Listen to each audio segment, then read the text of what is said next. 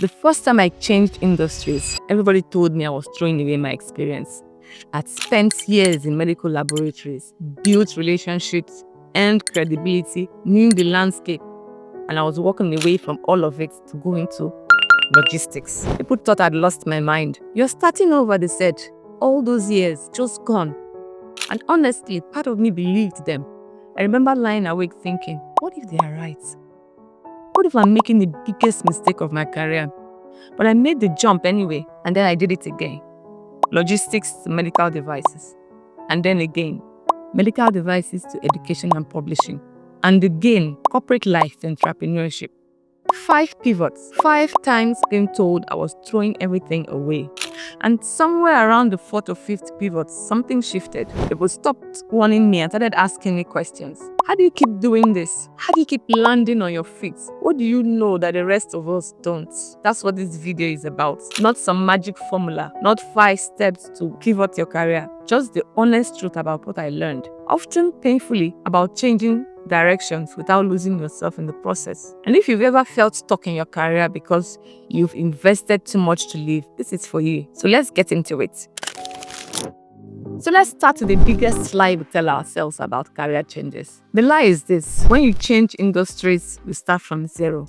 I bought into this completely. When I left the medical lab world, I genuinely believed I was raising my experience. Like there was some invisible ledger and all my years of work had just been wiped clean. But here's what I've learned after doing this 5 times. That's not how experience works. Think about what you actually learn in the work. Yes, you learn industry-specific things like the terminology, the regulations, the key players, how deals get done in that particular world. That stuff is real. And yes, it stays behind when you leave. But that's maybe 30% of what you've learned, maybe less. The other 70% is what I call human skill, and it has nothing to do with your industry. So let me give you an example. In a medical lab environment, I learned how to work with clinicians and scientists, people who are highly educated, very precise, naturally skeptical of people who don't understand their world. I learned to earn their respect. That means learning to listen before I spoke, learning to acknowledge their expertise before sharing my own perspective, learning to be accurate, because in that world, details matter. Now, when I moved to logistics, I wasn't selling to doctors anymore. I was dealing with operation managers, supply chain people, warehouse supervisors, completely different world. But guess what? Operation managers are also busy. They're also skeptical of outsiders. They also need to feel respected before they listen to you. So the context changed, but the skill transferred. Same thing happened when I moved to education and publishing. Principals, school administrators, academic publishers, busy, skeptical, protective of their time and their institution. I also knew how to navigate that dynamic. I've been practicing it for years, just in different costumes. So the first big shift for me was realizing that starting over is a framing problem and not a reality problem. Yes, you have the learning curve when you enter a new industry. Yes, you need to learn the new terminology, new players, new ways of operating. That's real. But you're not starting from zero. You're starting from everything you've already learned about how to work with people, solve problems, create value. That foundation doesn't disappear. The question is whether you can see it clearly enough to build on it. So let me walk you through the transitions because each one taught me something different. Pivot 1, from medical lab to logistics. This was the scariest one because it was the first. I had no evidence that I could do it. Just a gut feeling that I needed to change and an opportunity that showed up at the right time. The biggest lesson from this pivot was that credibility is portable if you know how to translate it. In the medical lab world, my credibility came from understanding the clinical environment, the precision required, the way healthcare institutions operate. When I moved to logistics, none of that specific knowledge mattered. But what did matter was that I knew how to become credible in a new environment. I knew how to ask good questions. I knew how to admit what I didn't know without seeming incompetent. I knew how to find people who could teach me and make it easy for them to help. So that meta skill, knowing how to build credibility from scratch, was more valuable than any industry expertise had accumulated. Pivot 2, from logistics to medical devices. This one taught me about the power of adjacent moves. So the medical devices wasn't completely foreign to me. I'd worked in a medical lab before, so I understood the clinical environment. I understood how healthcare professionals think. I understood the regulatory mindsets. Logistics had taught me about supply chain, distribution, operational efficiency. Medical devices sat right at the intersection. I was not starting over. I was combining two bodies of experience in a new way. And that combination actually made me more valuable, not less. I could talk to the clinical people and the operations people. I could bridge conversations that no other person could. The lesson? Sometimes what looks like a scattered career is actually a unique intersection that nobody else occupies. Pivot 3, from medical device to education and publishing. So when I moved from medical device to education and publishing, everybody was confused. Like, what does medical equipment have to do with schools and books? On the surface, nothing. But I wasn't thinking about surfaces anymore. What I had learned in medical devices was how to sell complex solutions to institutional buyers who were risk adverse, budget constrained, and deeply skeptical of vendors who didn't understand their world. You know who else fits that description? School administrators, academic publishers, educational institutions. So the context was completely different, but the underlying dynamics were almost identical. This pivot taught me to look past the surface into industries and see the structural similarities underneath. So once you can do that, the world opens up. You're not limited to jobs that match your resume. You're looking for problems that match your skills. That shift changed everything about how I thought about my career. Pivot 4, from education and publishing to entrepreneurship. By this point, I was getting better at pivots. The fear was still there, but it was manageable. I had evidence now that I could land on my feet. What this pivot taught me was about narrative. See, by the time I was leaving corporates to build my own thing, I had a resume that looked chaotic. Medical labs, logistics, medical devices, education, publishing. What was the thread? I realized that if I couldn't answer that question clearly, no one else would be able to do that either. And they would default to the easiest interpretation. She can't commit. She doesn't know what she wants. She's scattered. So I had to build a narrative. Not a fake one, a true one. I had to find the thread that actually connected all these experiences and learn how to articulate it. So for me, the thread was, I understand how people and institutions make decisions, and I know how to help them make better ones. That was true in medical labs, true in logistics, true in medical devices, education, and publishing. Just different contexts, same fundamental skill. Once I could say that clearly, my resume stopped looking scattered and started looking strategic. So now here I am building my own thing. This final shift taught me the most important lesson of all. Your experience is not a constraint, it is an asset. Everything I've learned across these pivots, how to build trust, how to navigate complex organizations, how to translate between different worlds, how to position ideas so people can hear them, all of it became the foundation for what I do now. I didn't throw any of it away. I composted it. It all broke down and became the soil that my current work grew from. That's the thing about career pivot that nobody tells you. Nothing is wasted until you decide it is. Okay, here's where I want to get practical, because I can tell you your skill transfer all day, but if you can't communicate that to other people, hiring managers, clients, collaborators, it doesn't matter. The biggest obstacle to successful pivot isn't your lack of relevant experience. It's your inability to translate your experience into a language that resonates in a new context. Let me show you what I mean. So early in my career, when someone asked about my background, I would say something like, I was a sales manager in the healthcare industry for 5 years. That's a job title and a sector. It tells you where I worked. It tells you almost nothing about what I can actually be. And when I was trying to move to pivot into logistics, that description was useless. The hiring manager heard healthcare and thought, she doesn't know our industry. End of conversation. So here is how I learned to talk about the same experience. I spent 5 years building relationships with highly skeptical time-pressed decision makers in a complex institutional environment. I learned how to earn trust quickly, navigate long sales cycles, and position solutions in ways that addressed what buyers actually cared about, not just what we wanted to sell to them. Same 5 years, same experience, completely different frame. Now, a hiring manager in any industry can hear themselves in your story. You're not changing your experience, you're changing how you translate it, and that changes everything. So how do you actually do this translation? Here's a simple exercise I use. Take any role with B or you've had and ask yourself 3 questions. Question 1.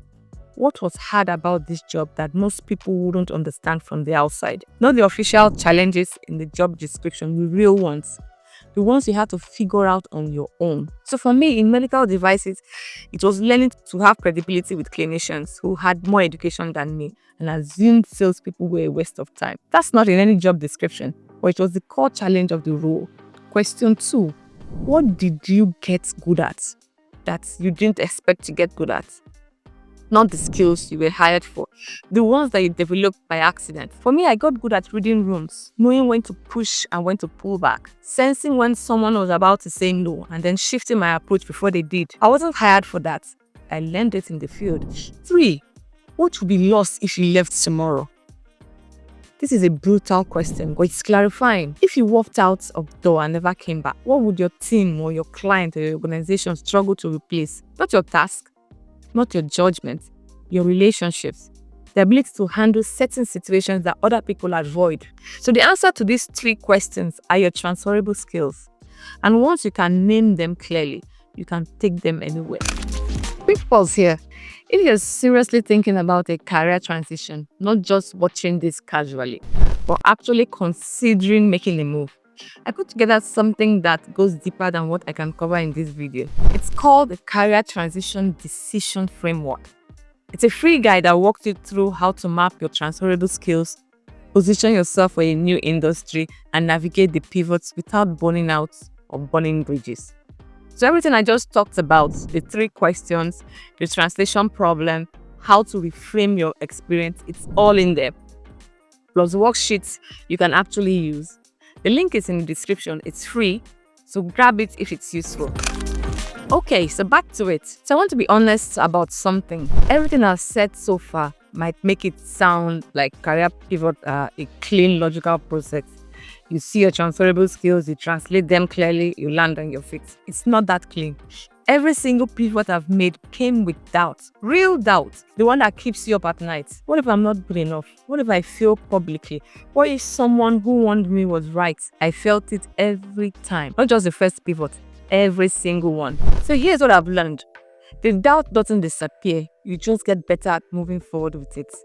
I stopped waiting to feel ready. I stopped expecting confidence to show up before I made the leap. Every good move I've made has been accompanied by fear. That fear isn't a sign I'm making a mistake, it's a sign taking a real risk. Those aren't the same thing. So here's what helped me. First, I stopped expecting to feel ready. I used to think that if a career move was right, I would feel confident about it. Certain, clear. That's not how it works. At least not for me. Every good move I've made has been accompanied by fear, but I did it anyway. Second, I focused on the learning curve, not the destination.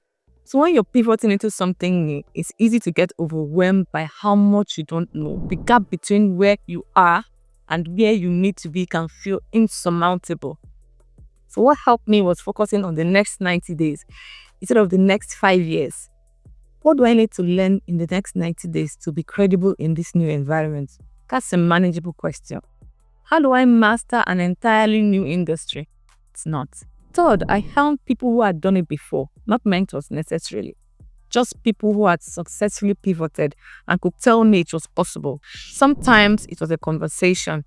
Sometimes it was just reading about somebody's paths and realizing, oh, that looked impossible from the outside too, and they figured it out. So you need evidence that what you're attempting is survivable. Find that evidence wherever you can. Let me leave you with a few things I wish someone had told me before my first pivot. 1. Your career doesn't have to make sense to other people. I spent some energy trying to explain my path in ways that fit conventional narratives. Oh, it was all strategic. Oh, each move built on the last. Some of that is true. A lot of it was just me trying to make my life legible to people who were never going to understand it anyway. Your career needs to make sense to you. That's it. If you can see the thread, if you can articulate it when you need to, but you don't owe anyone a tidy story. 2. The right time to pivot is a myth. There's never a perfect moment. There's always a reason to wait, another project to finish, another year to experience, another year of experience to accumulate, another bonus to vest. If you keep waiting for the right time, you will wait forever. At some point, you have to decide that now it's close enough. 3. You will lose some things. That's okay. I'm not going to pretend that pivots are all upside.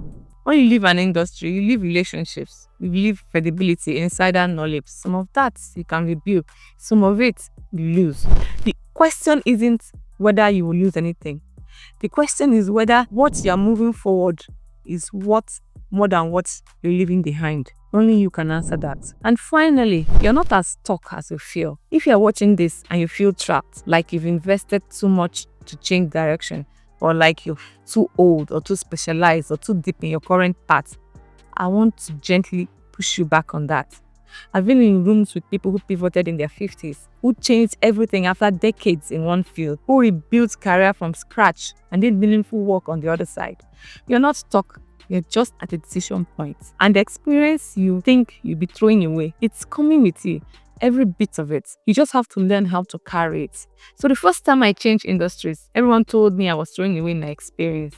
The 5th time, people started asking me how I kept landing on my fears. So the answer isn't luck, it's a shift in understanding. Your experience is not your job title. It's not your industry. It's not the logo on your business card. It's everything you learned about how to work, how to solve problems, how to deal with people. That doesn't disappear when you change direction. It travels with you. You just have to learn to see it clearly enough to bring it along. Now, if you want to go deeper on this, if you're not just thinking about a pivot, but actually planning one, I wrote a book called The Rise Career Strategy. It covers everything we've talked about today, plus the stuff I didn't have time for.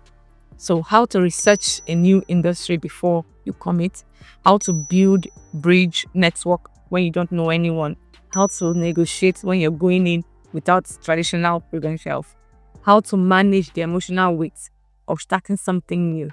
I'll drop the link in the description. If you're in the middle of a transition or seriously considering one, it will help. And if you're not ready for it, grab the free guide I mentioned earlier. Start where it makes sense for you. Alright, in the next video, I want to talk about something that makes every single one of these pivots possible. It's what I call the Cornerstone Habit.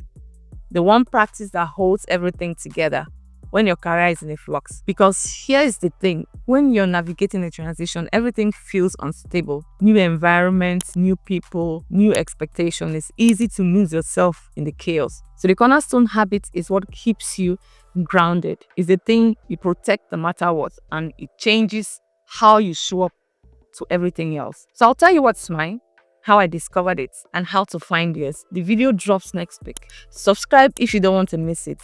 Thanks for being here. I'll see you in the next one.